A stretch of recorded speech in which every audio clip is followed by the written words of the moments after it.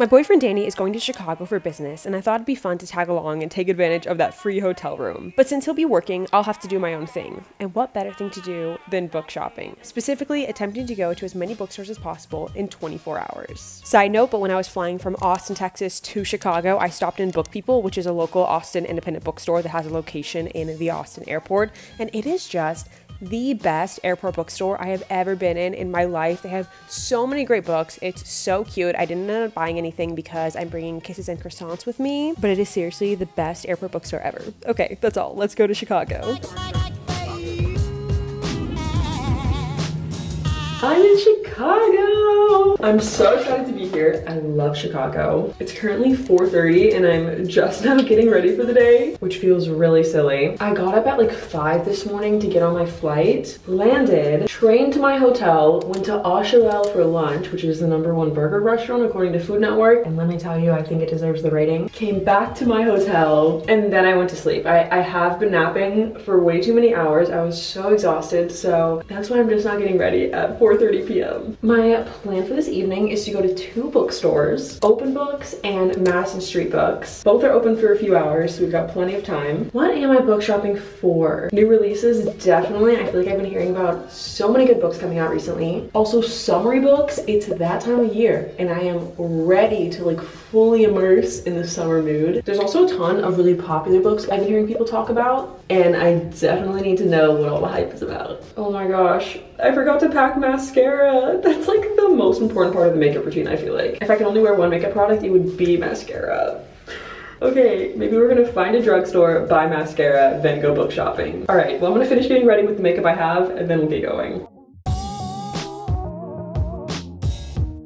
Okay, let's go. I'm gonna start a timer so we know when our 24 hours is up. It's 4:48, so we have till 4:48 tomorrow to go to as many bookstores as possible. Hello, it's Future Ali. I wanted to jump in really quick and show you guys how I planned this trip and all the book shopping that I was gonna be doing. When I was researching Chicago bookstores, I found that there's over 40 bookstores in Chicago, which is crazy. That's so many bookstores, so I knew I needed some way to organize and plan which bookstores I wanted to go to for this video. So I headed to Notion, where I actually already have a travel page that I've used to organize my trips in the past. If you're not familiar with Notion, they are a productivity and note-taking website and app. And I actually created my own template with Notion, which is so cool that you can get and use my template. It's a digital reading journal. I spent a ton of time making it and decorating it, and I'm like so proud of it. So I want to walk you guys through it. So this is what it looks like when you first open it. At the top are my 5 summer book recs. You can just press the little drop-down arrow to see them. Then below that is my reading goal. I set a reading goal of 100 books, but you can just edit this text and customize and put in whatever your reading goal is. And every time you read a book, you can up the counter. And then the best part, we've got sections for every single month, and you can just click to add a new book, and you will click title by author, which is the little template that I've made. You can add the date that you started and finished the book, your star rating, the genre, the status, so you could even add books that are on your TBR for that month. And then I have added sections for you to write your review, your favorite quotes, and some questions to get you thinking and reflecting on the book. And you can organize your virtual book journal by months, or you can press rankings to see the books from your favorite to least favorite, or even by timeline to see when you have read everything. And lastly, by reading queue to see your want to read, current reads, and finished reads. And then when you scroll all the way to the bottom, I've got a few prompts that you can arrow down and fill out to finalize your thoughts on all the books that you read for the year. So that is my Notion template, and it's so cool that they have sponsored this video because I'm a genuine Notion fan. I use Notion all the time to keep track of movies I've seen, my calendar / to-do lists, and even to journal. They have a ton of templates, which I took advantage of, or you can start your Notion from scratch if you want something really custom. You can click the link in my description to download my template and get started creating your virtual reading journal. Okay, let's get back to book shopping in Chicago.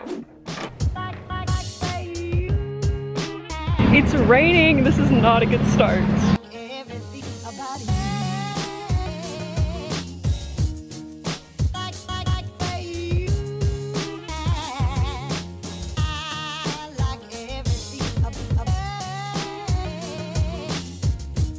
The first bookstore, Madison Street Books, was so cute. They had a table of new releases, and I thought the cover of this book was stunning. I had also never heard of The 7-Year Slip, but it's by the same author who wrote The Dead Romantics, and it's a romance about a book publicist who falls for her temporary roommate, who she finds out lives 7 years in the past. And they had a ton of super popular books. I really want to read an Abby Jimenez book soon. I own this one, Part of Your World. Then I headed to the romance section. I've been seeing so many people read Sarah Adams books, so she is on my author list for sure. Then I went to the nonfiction section. There's so many autobiographies I've been wanting to read. I heard I'm Glad My Mom Died is so good. I've been hearing a bit of mixed reviews about Spare, but I still really want to read it. And I didn't know Tom Felton had a book. He played Draco Malfoy in Harry Potter, and this is all about his life growing up on set.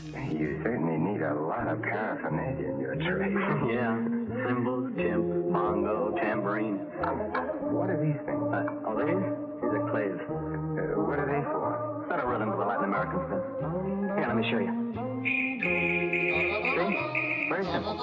Indeed. Very simple. Open Bookstore is a bookstore that has used and new books. I thought this book cover was so pretty. I've heard The House on the Corellan Sea is a really heartwarming fantasy about a man who is sent on a mission to travel to an island where 6 dangerous children reside. Olivia Blake, I love The Atlas 6 by her, and I really want to read more books by her. Carrie Soto's Back is on my list. I haven't read a Taylor Jenkins Reid book in a while. I'm so freaking excited for the Red, White, and Royal Blue movie adaptation that comes out in August. Also, this bookstore was huge. They had so many sections. I feel like I could have spent hours in there, like every category you could imagine, and a huge children's section, which was so cute. Tied the ends of the guitar strings to clavage used for This place is massive. Oh my gosh, this is so cool. They close in like 10 minutes. I don't know how I'm gonna go through everything. How terrible. Very clever. I'm back in the hotel room. Our hotel is right by a train, so sorry if there's like some annoying background noise. But I ended up getting 2 books at the 2 bookstores. They were both really cute. The first one was adorable, like the perfect little independent bookstore vibes, and I ended up getting When in Rome. I have been seeing a ton of people talk about Practice Makes Perfect, which is the sequel to this book. I think they can both be read as standalones, but I don't know. I always feel like it's more meaningful to read books in the order they're supposed to be read in, so I want to read this book and then read Practice Makes Perfect. And the plot of this book sounds so cute. It says, opposites certainly attract for a stranded pop star and a small town baker in this charming slice of romance from Sarah Adams. We've got one of them is famous because he's a pop star, a baker, that's adorable, and small town. So cute. I've also never read a Sarah Adams book before. She also wrote The Cheat Sheet, which I have heard good things about. And then at the second bookstore, I thought it closed at 7. Turns out it closed at 6. So I got there like 10 minutes before it closed. I wish I had more time in that bookstore because they had a section of new releases that were like full price new books, but they had a million used books, and I think all the used books were $5. And like, that's such a good deal for a book. And I did look in the used book section for like the few minutes that I had, but there was just so many. It felt like a store where you really had to like spend time like digging through the books for like the book that you would want. So I just didn't have enough time to find a used book that I was interested in. So I ended up getting a new book from there. I got I'm Glad My Mom Died by Jeanette McCurdy. I've been wanting to read this book ever since it came out. I feel like the title is so captivating. I haven't read a nonfiction book in a really long time. I think I've only read one memoir, When Breath Becomes Air, which I loved. It was so good. It says, heartbreaking and hilarious memoir by iCarly and Sam and Cat star Jeanette McCurdy about her struggles as a former child actor, including eating disorders, addiction, and a complicated relationship with her overbearing mother, and how she retook control of her life. I feel like I've seen so many clips like on YouTube and interviews with her and read articles of her and about how she talks about her very complicated relationship with her mom, so I'm excited to finally like read the full story that she has written. And I think I heard too that there's an audiobook for this book and she actually voices the audiobook, so I feel like it may be cool to get the audiobook and go back and forth between the physical book and the audiobook. It'd be really cool to hear her words in her own words. Also, so random, but my hotel has books in both of the nightstands, and I was looking at the books that they put in the nightstands, and I thought this one sounds so cute. It's called The City of Dreaming Books. I love the idea of just like picking up random books because I feel like whenever I bookshop, I hear so much about books that I know I want to read and I'm interested in, so I'm always like looking for a book that's on my list, and I never just pick up a book blindly. Very rarely do I do that, so I kind of like the idea of just blindly going in and reading this hotel nightstand book. But it's about Optimus, who inherited from his grandfather an unpublished manuscript by an unknown writer. He sets off to track down the mysterious author who disappeared into Bookholm, the so-called city of dreaming books. And it has really fun pages, like drawings in it. I love when books have character like this. Like books with like unique pages just make my heart so happy. There's literally this whole page that says you've just been poisoned, which, sorry if that's a spoiler, but it says that in the tiniest letter over and over and over, which, like, how fun. I just want to read to that part and know what it's about. Anyway, that is all the book shopping that I did today. I want to get up really early tomorrow so we can get our head start, but with that, I'll see you guys tomorrow morning.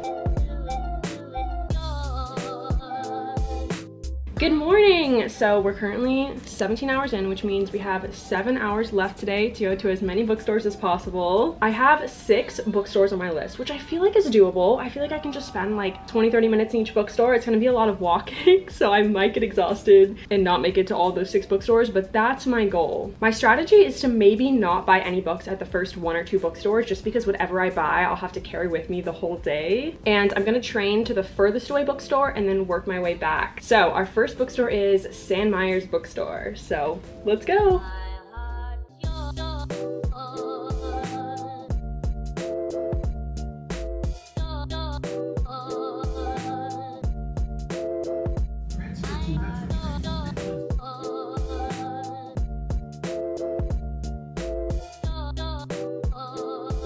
San Myers had a sale section, which I always appreciate. They also had some really cute tote bags, and I've had my eye on these illustrated Harry Potter books for so long. I just need to buy them already because every time I go into a bookstore that has them, I look at them. They also had a really big children's section, which was just so cute. And they had a big romance section. There were so many romance books that I wanted to get, plus a summer reading section, which I love that. I've already read the Summer I Turned Pretty books as library books, but I kind of want to buy the series because I just love the covers and how cute and summery they are. I haven't read a Karen M. McManus book in a while, but I'd love to get back into her young adult mysteries, especially for fall. I said I wasn't gonna buy a book at the first few bookstores, and I just bought a book at the first bookstore.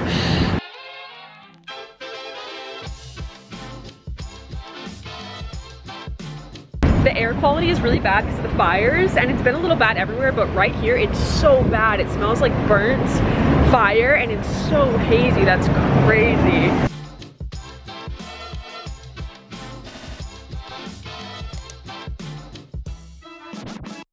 Exile in Bookville, I think, is the cutest bookstore I've ever seen in my entire life. Such big windows and cute little touches, like all these books laid out on the radiator and cool art.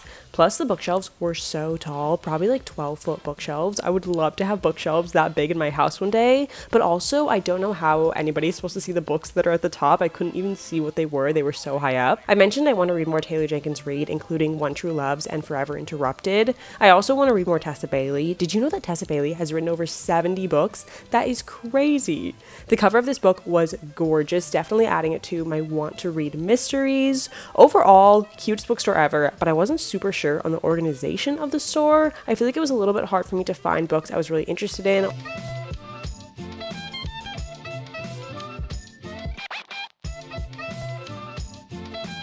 I was gonna go to a Barnes & Noble, but turns out it's permanently closed, which is a bummer. On to bookstore number 3, Barbara's Bookstore. It was so hard for me to find this bookstore. It's in the basement of a Macy's, which I did not expect. I kept like triple and double checking the address. Like, how is there a bookstore here when there's a Macy's here? Did not think it would be in the basement. Anyway, they had a spicy romance book section, which I appreciate. This one was about a priest, which is a little bit wild. That might be too wild for me, unsure. Some Shall Break is a sequel to the young adult mystery None Shall Sleep. I love None Shall Sleep. I really need to read the sequel so soon. I've read Archer's Voice, and I would love to read another book by Mia Sheridan. I love this cover of Rock Bottom Girl by Lucy Score. The sunset on the cover is so cute. And now to our last bookstore, Hudson Booksellers. Hudson Booksellers is a big chain bookstore, but I've never been to one before. Here are some books I considered getting there.